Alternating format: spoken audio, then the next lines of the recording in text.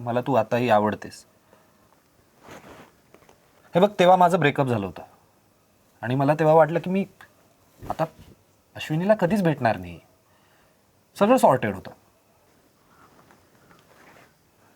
पण अचानक काल तिचा मला कॉल आला आणि ती मला म्हणाली की मला तुझ्याशी लग्न करायचंय आणि जर मी लग्न नाही केलं तर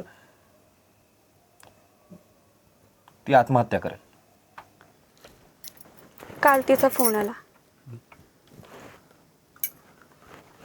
तुला हा सगळा काही खेळ वाटतोय का?